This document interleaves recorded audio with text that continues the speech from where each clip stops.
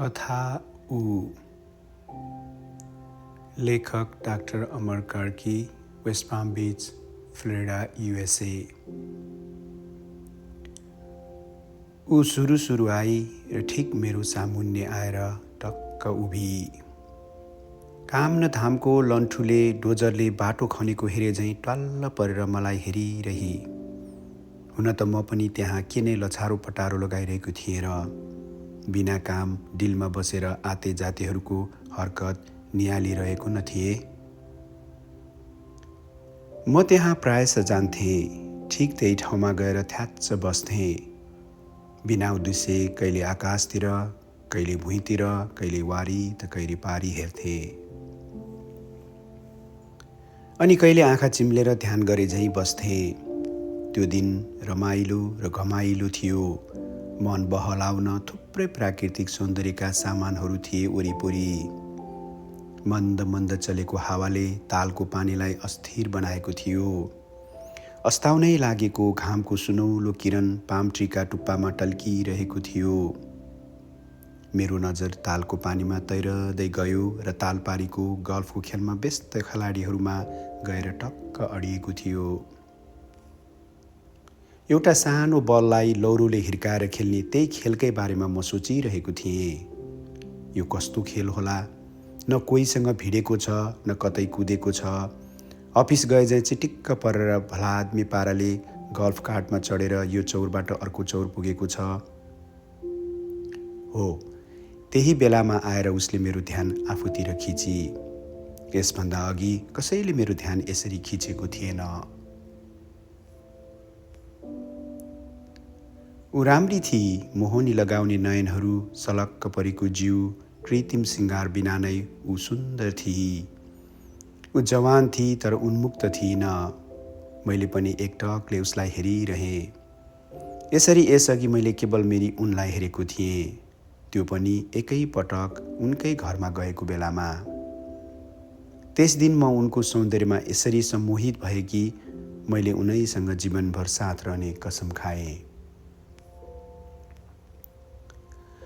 आज धेरै पछि फेरि कसैको सौन्दर्यले बाँध्यो मलाई। ऊ आफ्ना काला र गोला आँखाका नानीहरूलाई यताउता नचाउन थाली। कसैलाई खोजे जस्तो लाग्यो। होइन, ऊ अलि आत्तिएकी जस्तो पनि थिई। मैले मेरो नजर उसको छातीतिर लगाएँ। उसको मुलायम र जवान छाती शान्त थिएन, भयभीत थियो। हामी दुवै एकअर्कालाई हेरिरहेका थियौँ। अचानकको हल्ला खल्लाले हामी दुवैको ध्यान भङ्ग भयो। उसले आफ्नो टाउको दायाँतिर घुमाए, मैले पनि उसलाई पछ्याएँ।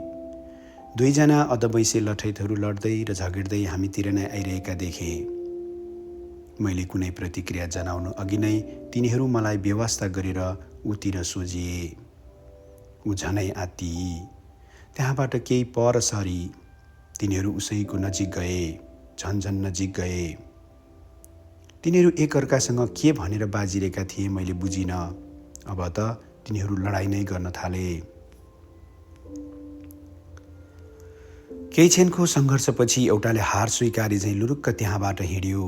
मैले सोचेँ अब अर्को पनि आफ्नो बाटो लाग्छ होला, तर त्यसो भएन।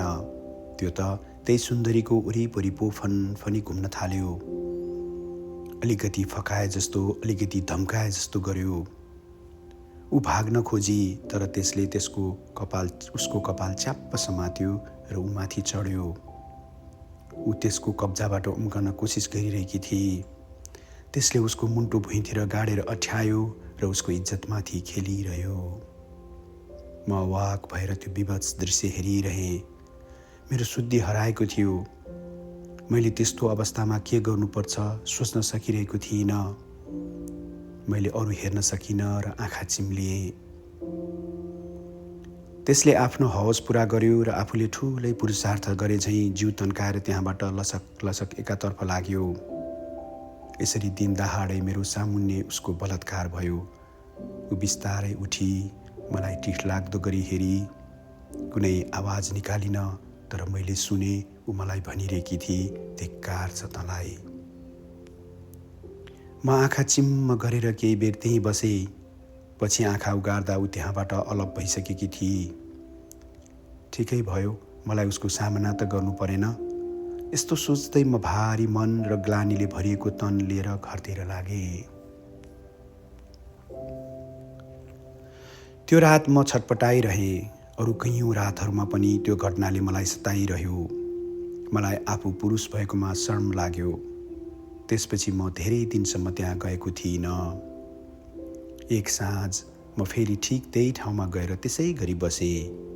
मौसम पहिले जस्तै थियो, तर मेरो मन भने विचलित थियो। सोच्दिन भन्दा भन्दै पनि उसकै याद आयो। ऊ त्यसै गरी मेरो अगाडि आएर ठिङ्ग उभिएको झल्को आयो। बिर्सनको लागि आँखा बन्द गरेँ। ध्यान अन्त कतै मुडिँदै थियो। कल्याङ मल्याङ आवाज ठोकियो कानमा। बिस्तारै आँखा खोले। ऊ साँच्ची नै मेरो अगाडि थिए, तर त्यस दिन ऊ एक्लै थिइन। उसको साथमा उसकै रूप र रङका कलिला चिचिलाहरू थिए।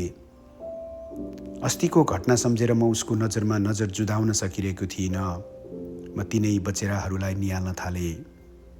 उनीहरूलाई मेरो खासै मतलब थिएन। सबै खानाका खोजीमा थिए।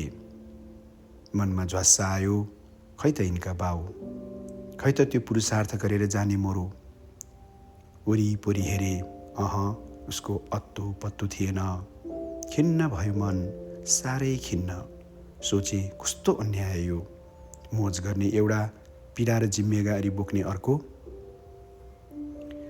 मैले खेद प्रकट गर्ने र आफू दुखी हुने बाहेक अरू केही गर्न सकिनँ। त्यहाँ केही गर्ने पनि देखिनँ। लाचार बनेर हेरिरहेँ। केही बेरमा तिनीहरू सबै त्यहाँबाट बेपत्ता भए। म घरतिर लागेँ। स्वचालित कार्यक्रम जस्तो बिना कुनै योजना र उद्देश्य भोलिपल्ट पनि साबिककै समयमा म त्यहाँ पुगेँ र त्यसै गरी बसेँ। म उनीहरूलाई कुरिरहेको पनि थिइनँ, उनीहरूलाई बिर्सिएको पनि थिइनँ, तर आँखा उनीहरूकै खोजीमा थियो। न रगतको, न सङ्गतको, न मायाको, न दायाँ बायाँको, कतैबाट नाता नपर्नेको पनि खोजी हुँदो रहेछ कहिलेकाहीँ, पर्खाइ हुने रहेछ कहिलेकाहीँ। हिजो जस्तै लगभग उही समयमा आए उनीहरू। न मैले उसको इज्जत जोगाएको थिएँ, न मैले खाना लाउन दिएको थिएँ। थाहा छैन के को आश थियो उसलाई मबाट र ऊ यसरी आएर मेरो अघि माया लाग्दो गरी उभिन्थे। त्यस दिन केही फरक महसुस गरेँ मैले।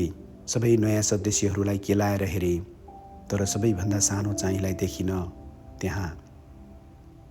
मैले परसम्म आँखा फ्याँकेँ, अझै देखिनँ। झन् दुःख लाग्यो। न मेरो पैदावारी, न मेरो जिम्मेवारी, फेरि किन मलाई यसले यसरी सताइरहेको हो बुझिन। हरेक दिन उही क्रम चल्यो। हरेक दिन उसको परिवारको सङ्ख्या घट्दै गयो र एक दिन ऊ फेरि एक्लै आई। तर त्यस दिन म भने एक्लो थिइनँ। मेरो श्रीमती मेरो साथमा थिइन्। केही दिनदेखि मेरो मुहारमा लागेको ग्रहणलाई सहन नसकेर उनले मलाई त्यसको कारण सोधेकी थिइन्। मैले मेरो मनको भारी अघिल्लो दिन राति उनी सामु बिसाएको थिएँ। त्यसैले उनी मेरो साथमा आएकी थिइन्। उनले भनिन्, हो प्रकृति सुन्दर छ, तर साह्रै निष्ठुरी पनि छ। स्त्रीलाई यति धेरै पीडा दिन नहुने गरी पनि त संरचना गर्न सक्थ्यो, तर त्यस्तो छैन। भाले बाघले यसकै लागि आफ्नो डमरुलाई मार्न खोज्छ। गँगाका बच्चाहरूले माउकै मासु खाएर हुर्कन्छन्। यस्ता धेरै उदाहरण छन्। तर यहाँ राम्रा उदाहरणहरू पनि छन्।